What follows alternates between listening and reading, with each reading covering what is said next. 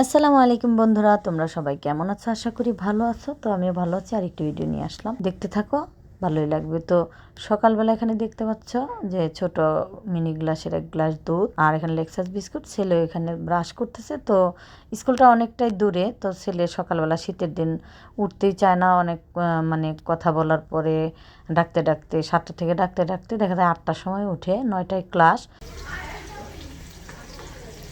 তো বন্ধুরা, আজকে খিচুড়ি রান্না করা হচ্ছে। যে 2 পাতের ডাল, মশারির ডাউল আর মুগ ডাউলটা ভেজে নিচ্ছে। আর এখানে চাউল ধুয়ে রাখছে।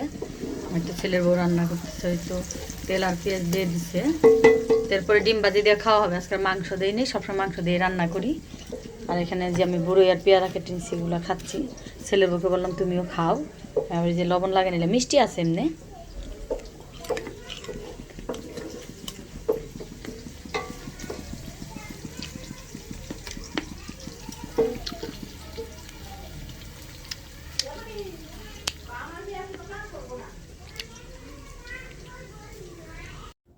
তো বন্ধুরা, সকালে ছেলেকে স্কুলে পাঠাবো বলে তো রেডি করে নিয়েছিলাম। তো আমাদের এখানে গার্মেন্টসে বেশ সংঘর্ষ 2 দিন ধরে চলতেছে। তো এই কারণে কিন্তু আমার ছেলেকে আমি স্কুলে পাঠাতে পারিনি, যেহেতু রিক্সাও পাওয়া যায়নি। আর ওদিকে পুলিশ আর্মি অনেক কিছুই এসে পড়েছিল। তো আমার ছেলে কিন্তু স্কুলে যেতে পারে নাই। কিন্তু আমি কিন্তু ভিডিওতে দেখেছি যে আমার ছেলেকে আমি রেডি করাচ্ছি, স্কুলে চলে যাবে। তাই তো এখানে আমার হাজব্যান্ড বড়ই আর পেয়ারা নিয়ে আসছিলো। তো রান্নার ফাঁকে আমি এগুলো আবার গুছিয়ে নিলাম। তো বন্ধুরা, এখন শুধু আন্দোলন আর আন্দোলন। আপনি যাই করেন, যে কোনো কাজেই কিন্তু বন্ধুরা শুধু আন্দোলনই হচ্ছে, তাই না?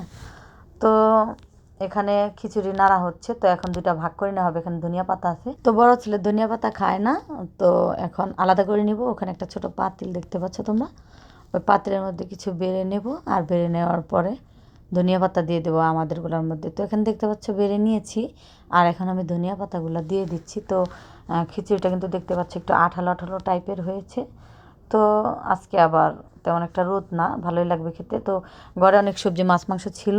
তো আমি ছেলের বউকে বললাম যে এগুলো খেতে আর ভালো লাগছে না। আর এখন সবজির দাম এত কম, এখন খেতে ভালোই লাগে না। আবার যখন অনেক দাম হয় ঠিকই কিন্তু সবজিগুলো খেতে ভালো লাগে। তো বন্ধুরা দেখো, খিচুড়ি রান্না করা হয়েছে, আর এর সাথে ডিম ভাজি, আর যে লেবু আছে। আমার ছোট ছেলের আমি খেতে বসেছি। তো খিচুড়িটা আমার মনে হয় টেস্টি হবে, খেয়ে দেখি আগে। তো তোমরা আমার পাশেই থাকো।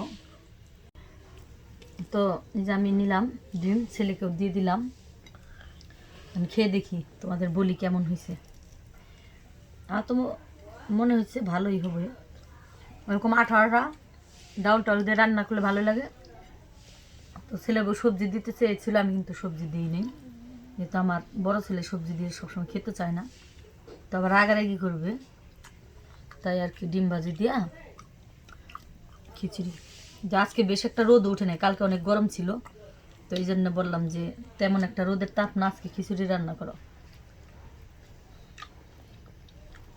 তো বাসায় তোমরা এরকম খিচুড়ি খাওয়া শীতের দিনে? আর আমার বাসায় তো শীতের দিন রাত্রেই বেশিরভাগ খিচুড়ি খাওয়া, আজকে দুপুরে খাওয়া হচ্ছে। আর বৃষ্টির দিনেও বিশেষ করে অনেক সময় বেশিরভাগ খিচুড়ি খাওয়া হয় আমাদের বাসায়। তো ভালোই টেস্টি হয়েছে, অনেক মজা হয়েছে।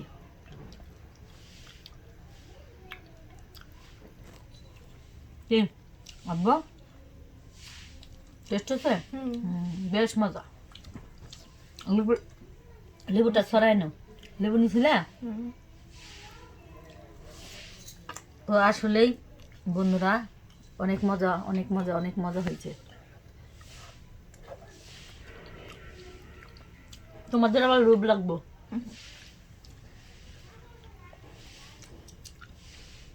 তো বন্ধুরা, মাংস দিয়ে রান্না করলে ওটার একটা টেস্ট, সবজি দিয়ে একটা টেস্ট, আর শুধু ডাউল দিয়ে রান্নালে ডিম ভাজি দিয়ে ওটা আরেকটা টেস্ট। আসলে কিন্তু মজা লাগে। খিচুড়ি বলতেই ভালোই লাগে। কি লিলি, লিলি দেখতে আসছি। তুমি তো এগুলো খাবা না, মাছ মাংস তো নেই।